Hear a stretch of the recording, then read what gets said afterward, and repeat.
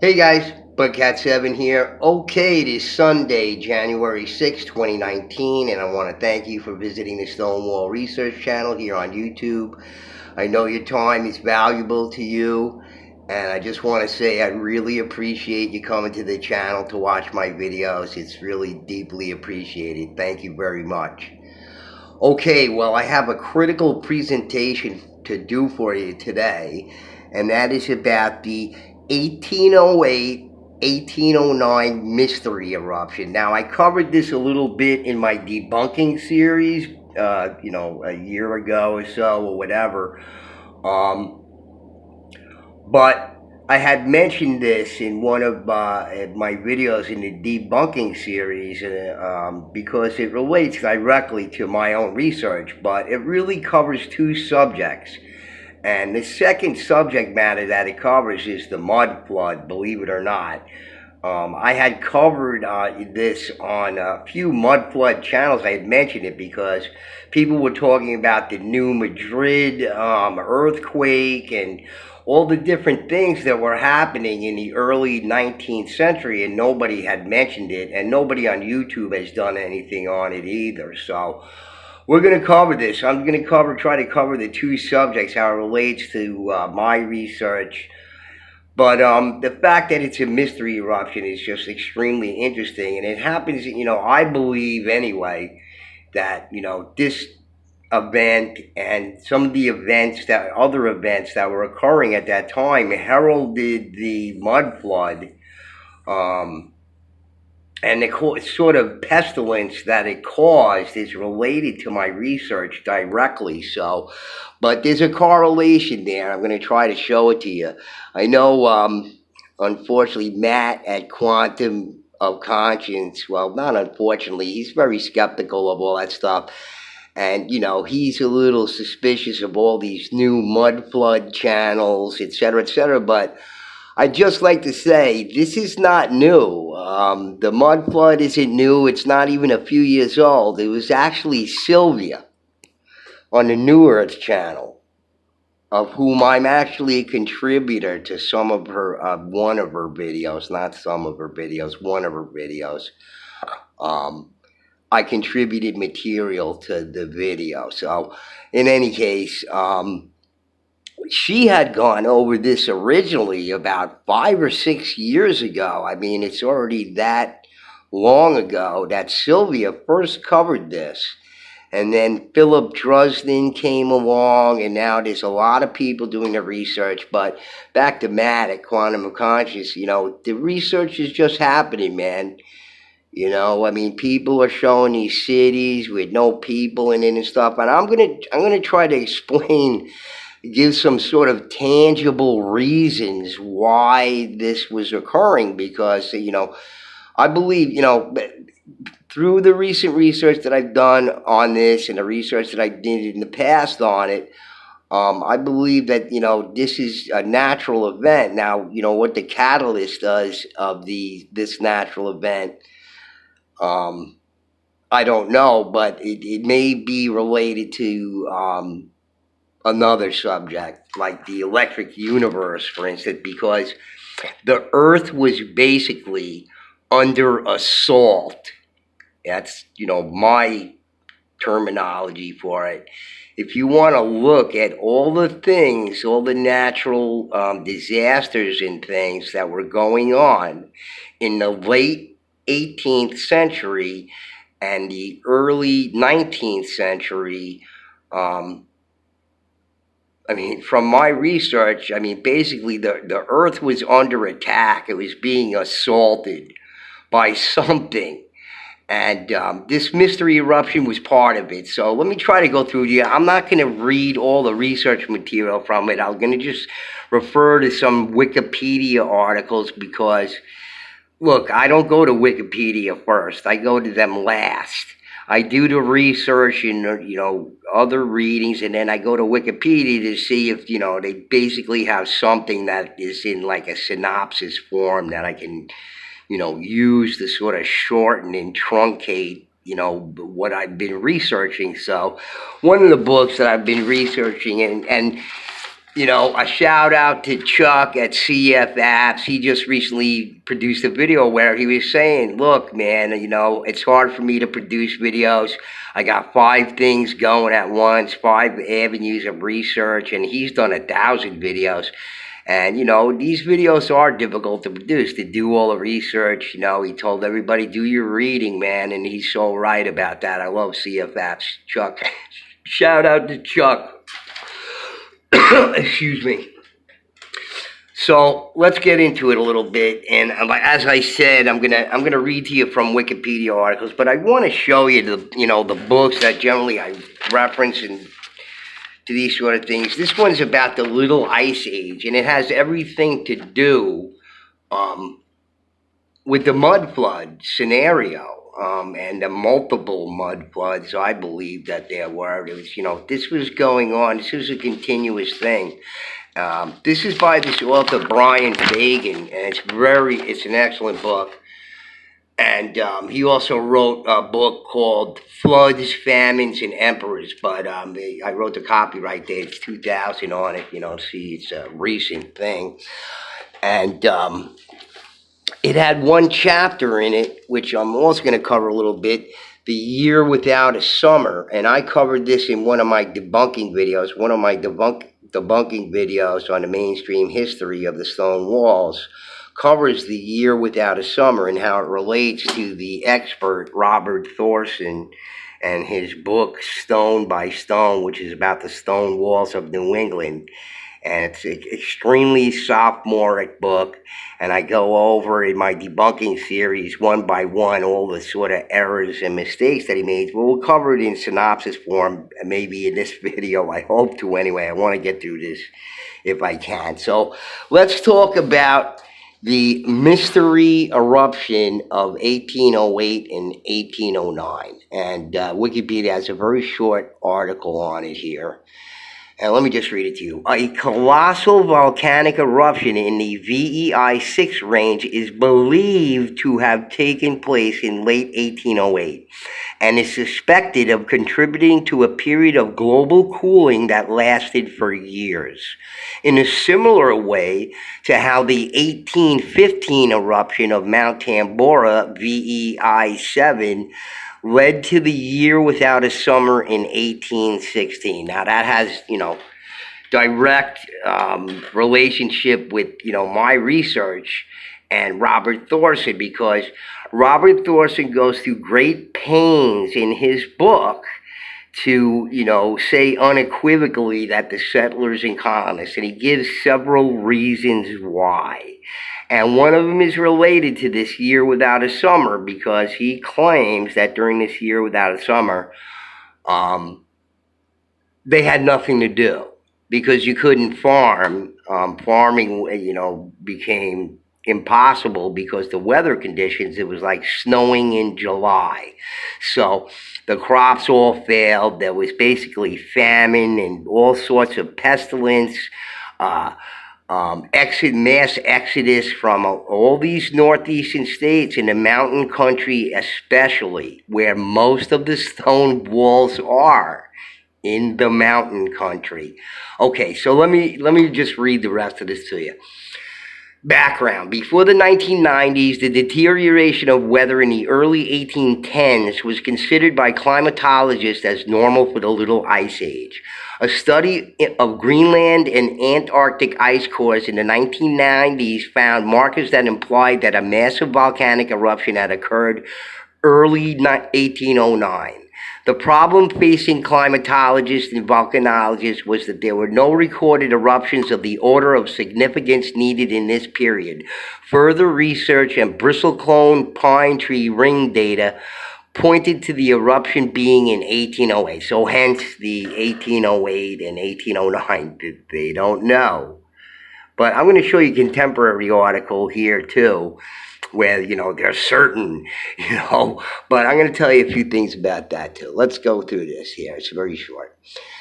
Location and date. Adding to the mystery was the expectation that any eruptions of that magnitude should have been noticed at that time. Records from the time throughout the world were checked, but nothing appeared viable until the summer of 2014, when a PhD student, Alvaro Guevara Murua, and Dr. Caroline Williams of the University of Bristol discovered an account of atmospheric events consistent with such an event by Colombian scientist Francisco Jose de Caldas. De Caldas served as director of the Astronomical Observatory of Bogota between 1805 and 1810, and in 1809 reported a transparent cloud that obstructs the sun's brilliance at Bogota.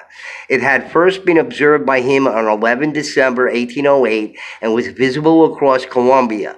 The cloud might have been a quote-unquote dry fog, which is a sulfuric acid aerosol. He also reported that the weather had been unusually cold with frost. To the south in Peru, similar observations were made by physician Hipólito Unanue of Lima. These reports led to those involved to suggest that the window of the eruption was within 14 days of 4 December 1808. De Caldas and Unanue's accounts indicated the existence of a stratospheric aerosol veil spanning at least 2,600 kilometers into both northern and southern hemispheres. The only likely source for this would be a tropical volcano. An area in the tropics to the west of Colombia and Peru with candidate volcanoes and with little reporting at that time is the southwestern Pacific Ocean between Indonesia and Tonga. This area had no European settlements other than a few missionaries in Tahiti in 1808.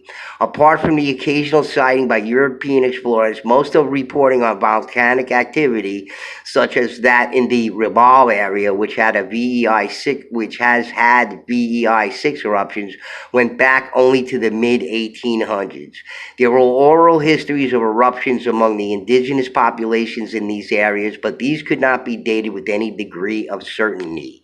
And it says here, known significant eruptions in 1808. So this is in the same year that these major eruptions. In 1808, there were major eruptions in Ursulina, Azores in May, 1st to 4th, and in Taal Volcano, Philippines in March. Neither of these occurred within the correct time period for the visual observations.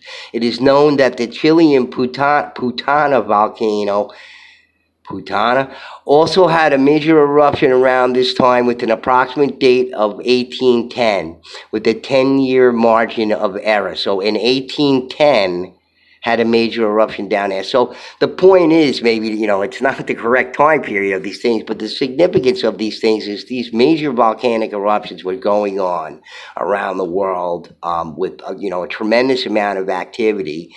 And let's take a look at that. Let me see. All right, so I go over this list here in my video, debunking the mainstream history on the stone walls. And, again, Robert Thorson, the expert on the stone walls, said that, this created this issue where they could not grow crops in these mountainous regions where all the stone walls are built, these primitive ones at least, not the ones built by settlers and colonists, the really, really nice ones. These are the primitive walls up in the, forested areas that, are just in remote places, okay? Very primitive walls, okay? So his argument is that, they had nothing to do, nothing better to do. They couldn't farm, so they built stone walls. And firstly, he says that on a lot of these areas where the stone walls were built were living these subsistence farmers prior to the American Revolution. And all those people did was to take the stones out of the ground and put them into clearing piles. They did not build the stone walls. The stone walls were only built when the colonialists, won the War of Independence, and people were buying property because on these manor systems run by these rich Dutch manor lords, they were selling the property. They could no longer operate their manor systems with subsistence farmers because, that's our country was about freedom, not this subsistence farming stuff. So they couldn't do it anymore, and they sold the property, and that's when people started building the stone walls. Um, that's when it began. And then, according to Thorson, it occurred between 1775 and 1825, which just so happens to be when these major occurrences were going on. Now, we're not looking at a list here from the 18th century, but at the height of the 18th century, all sorts of volcanic activity was going on, and also with earthquakes. Well, we'll look at a little bit of that a little bit later on, but right now, just look at this here, and this is the Mystery Eruption. They have a question mark here next to it as the category that it is. Greenland and Antarctic ice samples suggest an undocumented eruption roughly half the magnitude of Mount Tambora, which was gigantic, occurred, contributing to the 1810s being the coldest decade in at least 500 years. Recent searches of documents suggest that it may have taken place in southwestern Pacific Ocean around December 4th, 1808, and observed in Colombia from December 11th, 1808, which is the new information, by the way, from 2014. But the research into volcanic eruptions of previous eras is an intense thing. There's a lot of errors. Just ice core samples are not enough. The chemical composition, looking for the sulfuric acid, that's what they look for in there for the volcanic eruptions, are not enough to confirm these things. There's a far deeper data has to be gotten first before they can make a determination like that. And still to this day, they have no idea where this volcano may have erupted from. And they have ways of tracing volcanic activity in the past. It requires a lot of research, and what they've concluded from this is just nothing. Basically, they just still don't know where it came from. And you can see Mount Tambora was a 7. This one was a 6 question mark.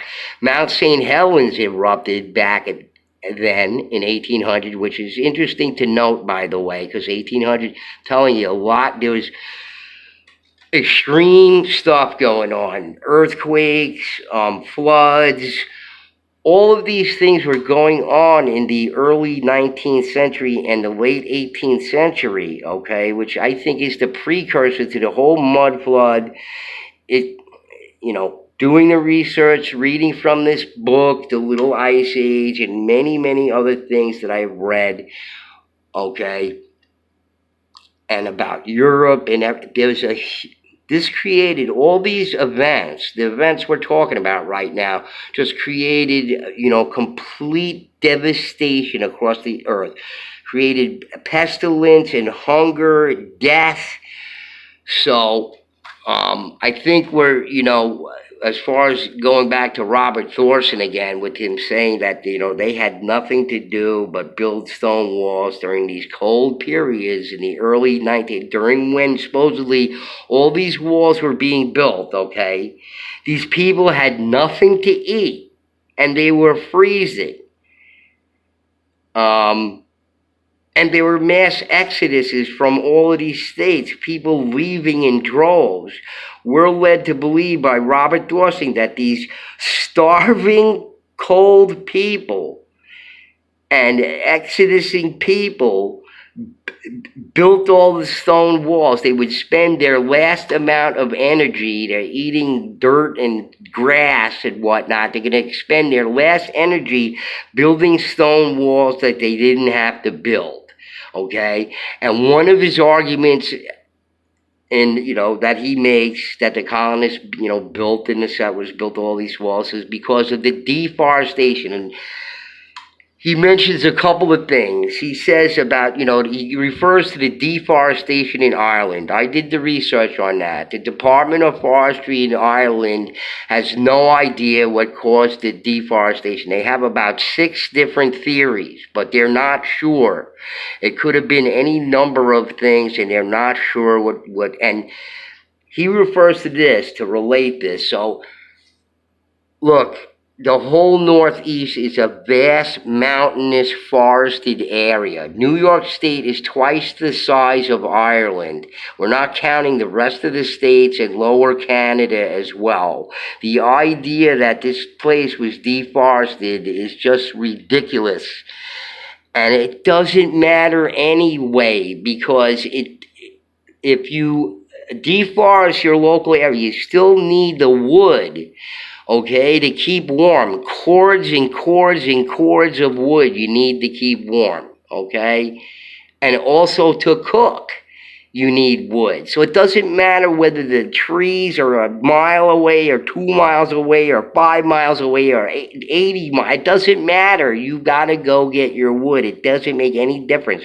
So that's one of the reasons that Thorson gives. He deforested the place. Well, you don't have any trees to make fences with, so you might as well build with stone.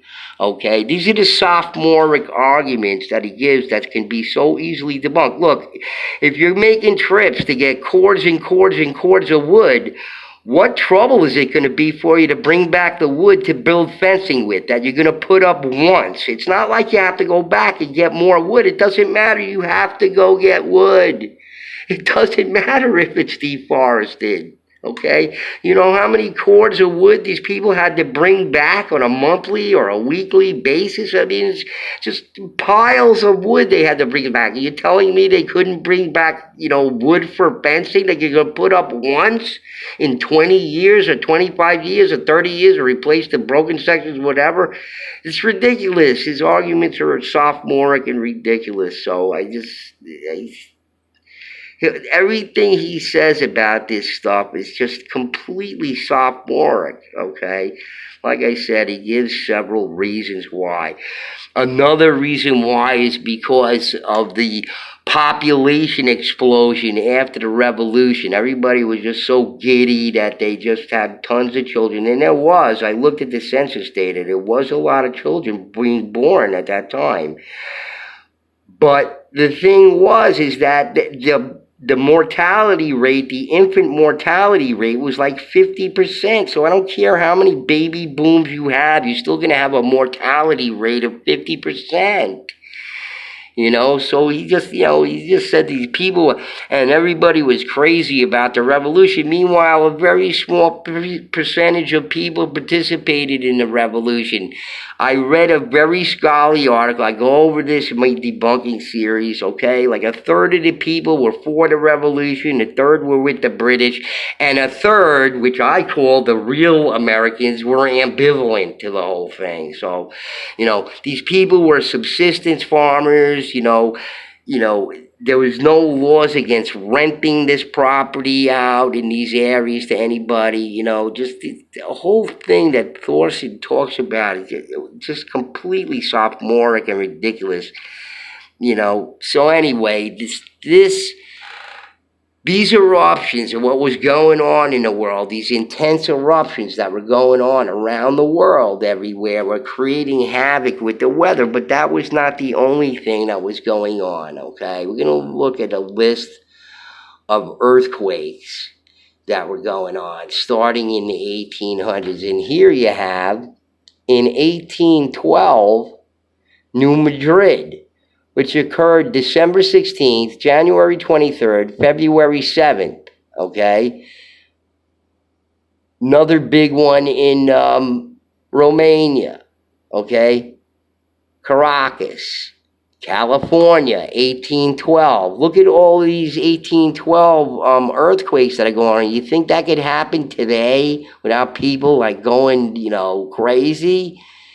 1819, India here, Kilauea, Hawaii, you also have volcanic activity there. Sumatra, more places where volcanic activity is, okay?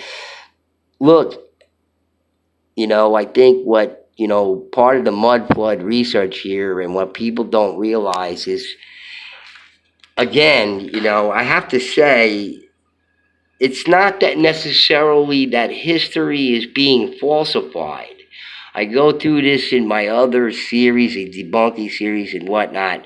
It's not necessarily that they're falsifying history, it's that they're omitting it. You see?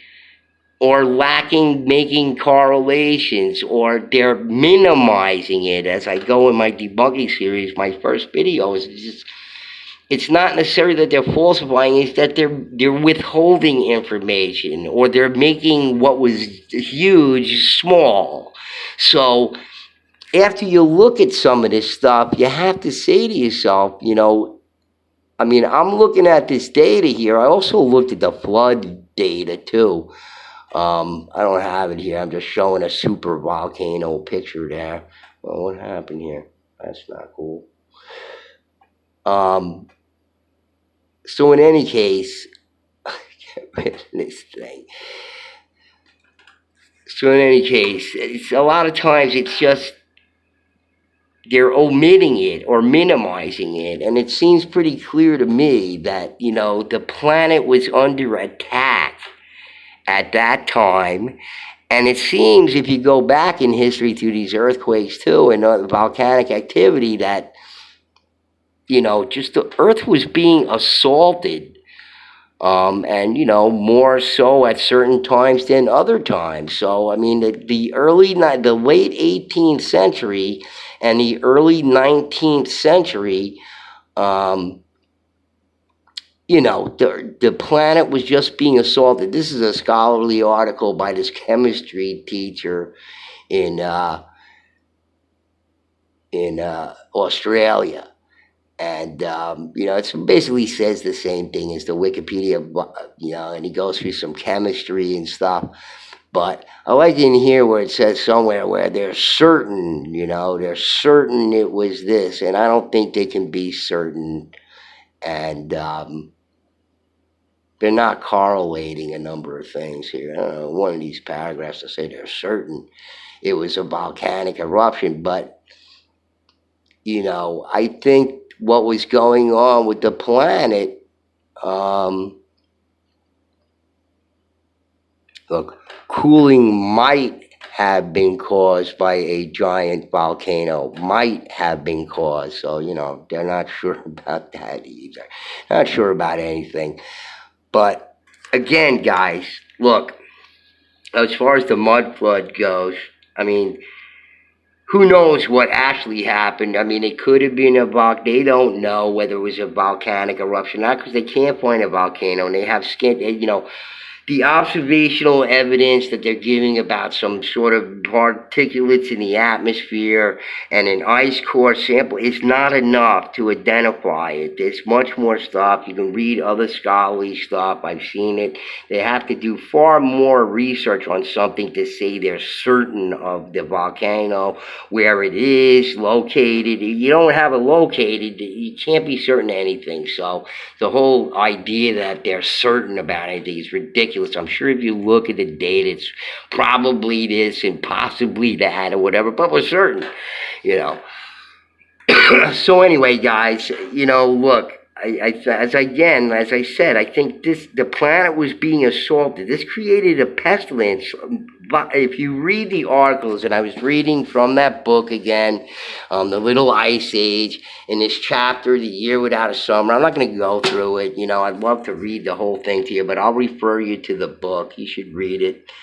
The planet was under assault. There was pestilence and famine, people begging in the streets, protesting, getting killed, murdered, criminal, all kinds of stuff was going on. People were just dying off by the millions, okay?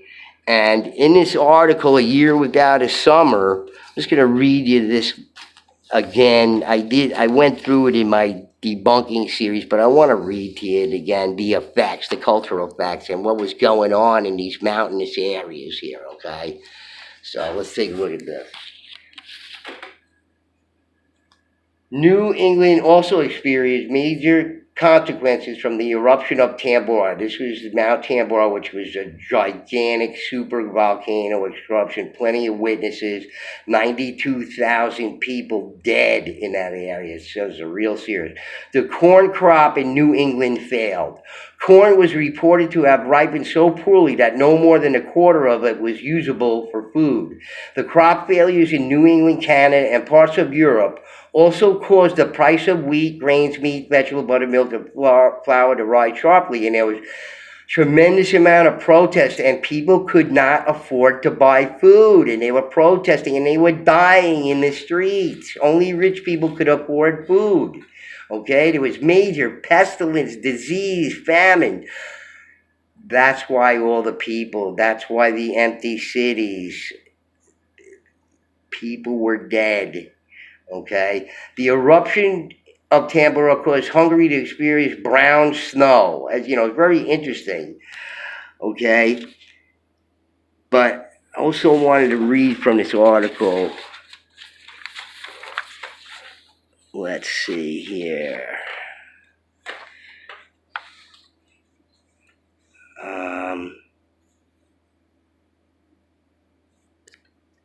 It tells about the mass exodus from these areas. Okay.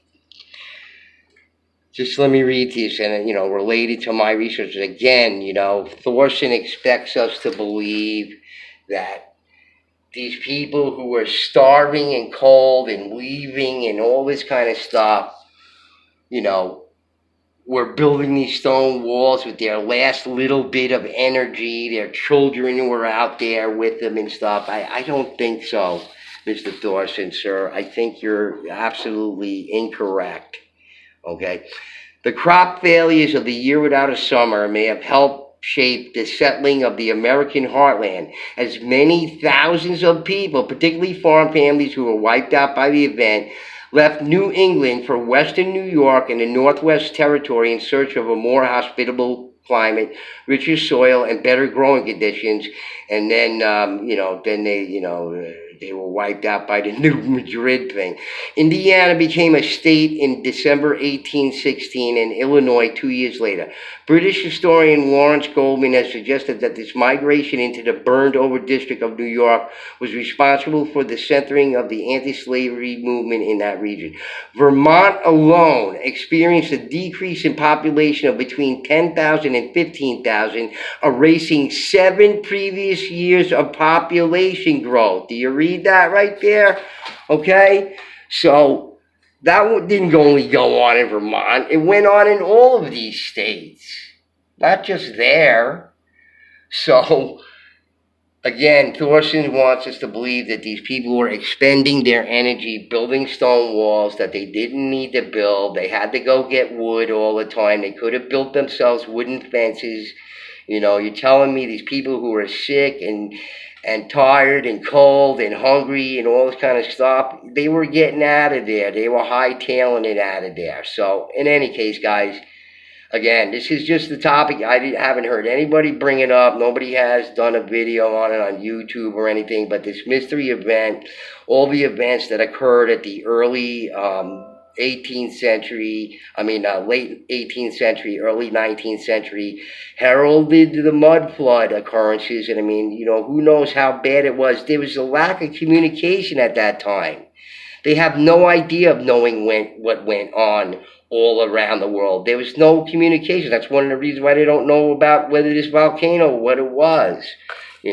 So look, we have no idea what went on. There was just pestilence, famine from India